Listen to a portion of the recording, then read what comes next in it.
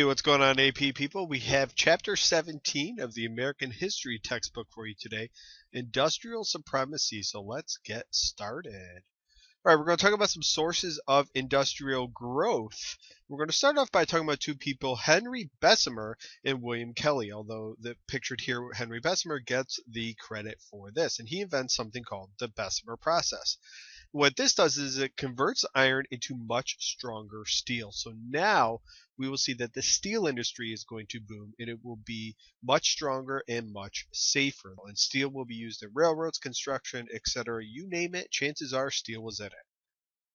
And the steel industry is going to boom in both Ohio and Pennsylvania, so much so in Pittsburgh that the football team takes the name of the Steelers. And it happens there because there is an abundance of iron ore, which again through the Bessemer process can be changed into steel. Also in Pennsylvania, we have oil discovered at what's known as Drake's Folly. And it was originally used in lamps, although later we'll see it in kerosene and gas and different machines as well. That's why if you're familiar with car oil, Pennzoil is from Pennsylvania, and Quaker State is also from Pennsylvania, found by William Penn the Quaker. So there you go, a little fact of the day for you. And Henry Ford during this time helps make cars more affordable. We'll talk about him a little bit later, but this idea of the moving assembly line raised wages for his workers as well. Finally, the Wright brothers, although if you look at the North Carolina license plate says first in flight, and yes, they did fly in North Carolina. That's where they were living when it happened, but they really are from Ohio. And here are the Wright brothers. They were the first in flight.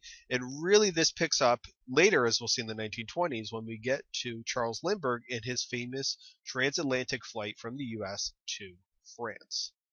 All right, Taylorism. You see there are 6 stars here. That is so important to know. It was modeled after a guy by the name of Frederick Taylor. And what this is subdividing tasks, and each individual had a specific task. Again, this is kind of like the idea of an assembly line where you will specifically work on one single thing all the time. This will lead to faster production, but it also makes workers interchangeable, and there's less of a reliance on skilled workers. You see the use of machines coming in and people doing the same thing over and over and over all day, every day.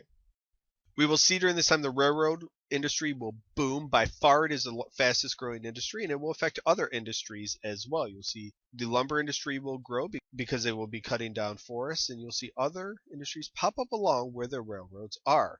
Chicago becomes the main hub, and Stephen Douglas is smiling in his grave somewhere because that was the whole idea of the Kansas-Nebraska Act, if you remember. He wanted Chicago, or at least Illinois, to be the main hub of the Transcontinental Railroad. Chicago does become a main hub, and they are known for their slaughterhouses. So the cattle from the west are shipped there, they're slaughtered, and then the meat is packaged and shipped all throughout the country.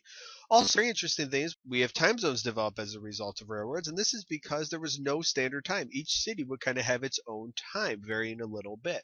So what's 12 o'clock in Buffalo may be 12:15 in, say, Cincinnati. So the railroads got together and kind of decided for themselves that they would create these time zones, and later on the government adopted it as well. Pretty interesting. All right, we're going to talk about corporations. Very, very important to know what corporations are. This is a group of stockholders who own a business. And what helped corporations grow during this time was the idea of limited liability. And that's the idea that owners can only lose the value of the stock if the company goes bankrupt. So a modern day corporation could be Walmart or Microsoft, for example. So if I own Walmart, if I own some stock at Walmart, I am a stockholder in a corporation. And if Walmart suddenly goes bankrupt tomorrow, I'm not liable for the debts of Walmart. This is under the idea of limited liability. The worst thing that would happen to me as an owner is I would just lose the value of the stock. Andrew Carnegie, or Carnegie, however you would like to pronounce it, I've heard it both ways, was the steel tycoon located in Pittsburgh, and he owned all aspects of steel production, and this is called vertical integration. We'll talk about that in just a minute. Very important to know vertical and horizontal integration. Let's start off with horizontal. Horizontal integration is buying businesses in a similar industry. So let's use Henry Ford as an example. If he started buying up other car companies, and it's before you know it, he owned all car companies, that would be an example of horizontal integration. This is later deemed illegal. That's an example of a monopoly. So if a monopoly is where one person or one business owns all the industry, that's what horizontal integration is. And Standard Oil under Rockefeller was an example of this.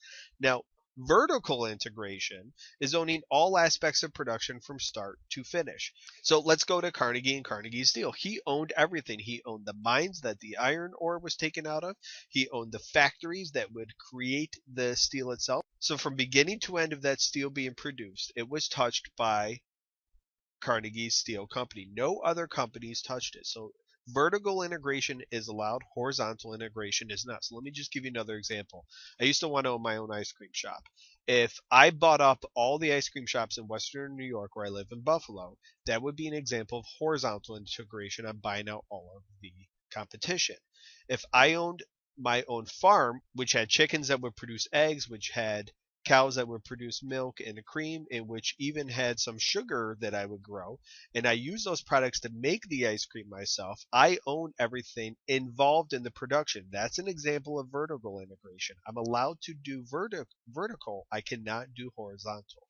Please be able to differentiate between those two. It's very, very important to know for the AP exam. All right, when we're talking about pool arrangements, we're talking about businesses that agreed to divide up markets amongst themselves, and this was later declared illegal. Trusts originally had a different meaning, but were later associated with monopolies and holding companies.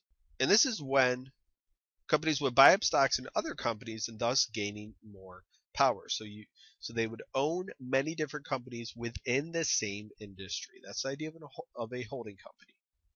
Okay, most millionaires, contrary to the myth and stories told at the time, were not self-made. Tycoons had tremendous influence, including this guy, Vanderbilt. They would make financial contributions to politicians and their political parties as well. And Vanderbilt is famous for saying, "What do I care about the law? Ain't I got the power?" Social Darwinism is going to develop during this time, which will help justify or rationalize this idea of tycoons and big business. And this applied Darwin's ideas to humans, and it was developed by this guy, Herbert Spencer. I don't think I've ever seen sideburns quite as luscious as what Herbert Spencer has here, but look at those. Holy cow, are those some fancy mutton chops. So he advocated that the fittest survive. This idea of survival of the fittest applied to humans. It all goes back to Herbert Spencer and a few others.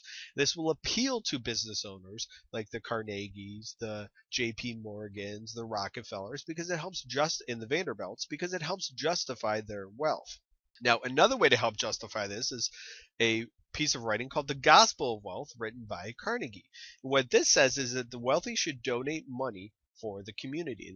You actually see Carnegie do this a lot later on in his life. He devotes money to libraries, and here is a famous library bearing his name. Also Carnegie Hall. So many of these millionaires, he encouraged them to kind of devote their money to charity in the community to help out. So this was a way that Carnegie kind of argued why it's good to have wealthy people. Horatio Alger really helped promote this idea of the self-made man, and he wrote rags to riches stories. In other words, that people, were born poor through hard work and a little bit of luck, but mostly hard work. You could make it rich. And he used President James Garfield, as an example of this. Here's a guy who was a canal worker, very, very poor when he was young, and he rose up to be president of the United States. Henry George wrote a book called Progress and Poverty, in which he blamed monopolies for social problems, especially railroads. Edward Bellamy wrote a very famous utopian socialist book called Looking Backwards, in which a man wakes up in the year 2000 in a utopian society which sees no more want, politics, and vice, and basically everybody is working together for the good of the community. And at this time, we'll begin to see that railroads will come under attack from many different groups, especially farmers. And one reason why is because they would charge high rates, usually higher rates for farmers than they would other industries. And they'll also do things like charge a higher rate for a shorter haul versus a longer haul. So shipping from Buffalo to Rochester may cost more than shipping from Buffalo to New York City, even though it will go on the same railroads. We're going to talk about immigration now, and it's important to note that we're diving into a new era of immigration, which is often called new immigration. And individuals during this time will also move from rural to urban areas. So the city is going to develop, especially because of immigrants, but also because farmers will be moving into urban areas. And some farmers will be distraught with their hard times, and they'll hope to look for new economic and social opportunities. And many of them will move into cities. And you see here that this is New York City and just how crowded it is in the late 1800s, early 1900s. Between 1865 and 1915, so after the Civil War until 1915, you see 25 million new immigrants arrive. And these new immigrants were from Southern and Eastern Europe. You absolutely positively have to know that. And they were made up of Italians, Poles, Russians, Greeks, etc. So these are different than those old immigrants who were predominantly from Western and Northern Europe, the English, the Irish, the Germans. The new immigrants are coming from Southern and Eastern Europe. And one reason this is going to cause a problem, there's many reasons, but one of them is this idea that they do not speak English, many of them. The labor contract law during this time allowed employers to recruit laborers from Europe by paying for their passage to come over to the U.S. in which they would work and help pay off that passage. Working conditions in factories were pretty horrible. Workers often work long days, varying from 10 to 12 hours. Machines replaced some skilled workers, so you saw some skilled workers lose their jobs. And factories hired more women and children during this time. And here is a 12-year-old girl who was working in a factory. And a major reason why was it was cheap. It was cheaper for them to hire women and children. And most of the jobs that they were being hired for were unskilled jobs. So again, you could hire virtually anybody to do this job. And the textile industry had the largest number of women workers during this time period. Definitely know that the textile industry employed the most number of women. Okay, we're going to talk about unions. You need to know everything on here about unions. I do have a separate video on unions you can check out in the description below. So when in doubt, when we're talking about unions and we're talking about strikes, the government and public will side with the owners, not with the unions. Keep that in mind as a general rule. One of the first major unions in United States history was the National Labor Union. This excluded women workers because they feared that it would lower wages. And this does not stick around very long. Molly Maguire's were a militant union organization located in Pennsylvania. They often used violence to try to get their way. And you can see the red, that's where they were located in Pennsylvania. We have the Great Railroad Strike, which was a combination of several different strikes throughout the country in response to railroads. Railroads cut their pay to employees by 10%. So many of these employees, these railroad employees, go on strike, and President Hayes orders in troops to stop the strikes. This is just one of many examples in which the United States government will side with the owners and not with the strikers during strikes. We're going to talk about the United States Labor, a very, very important union organization. This included all workers, men, women, and African Americans. And they focused on unskilled workers as well, not just skilled. So they definitely focused on unskilled, which would increase the number of people that could be in this union. Membership grew under Terence Powderly, and here is Terence. And they were later hurt by the Haymarket Square riot, in which there was conflict between police and people who were protesting. Somebody throws a stick of dynamite or a bomb. Nobody really knows who. It's an alleged anarchist.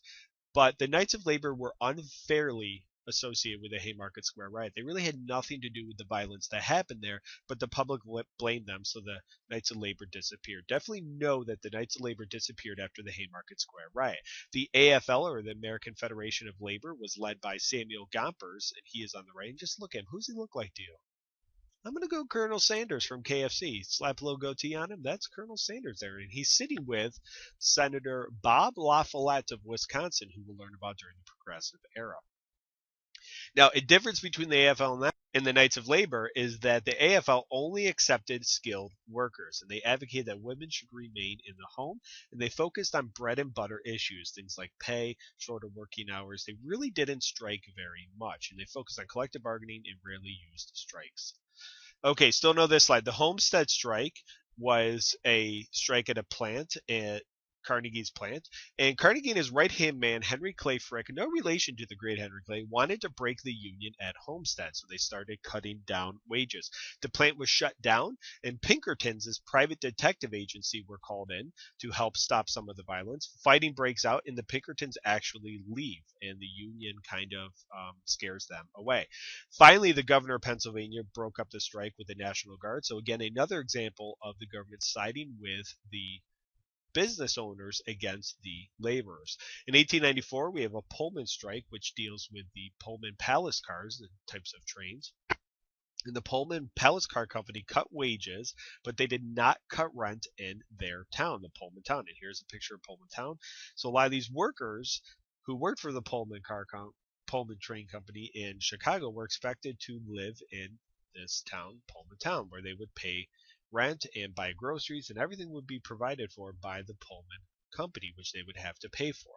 They did not cut rent in this town, which led to a strike. So the American Railway Union, and we have Eugene Debs, who is the leader of this, and we'll talk about him again in the progressive movement.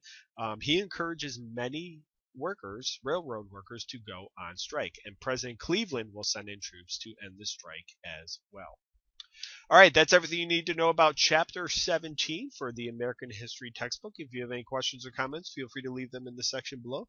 Please, if you have not already, subscribe to my channel. Help spread the word. Throw this on Twitter, Facebook, any other social media that you can think of. I'd really appreciate it. I'd like to reach as many people as possible. And thank you very much. Have a good day, guys.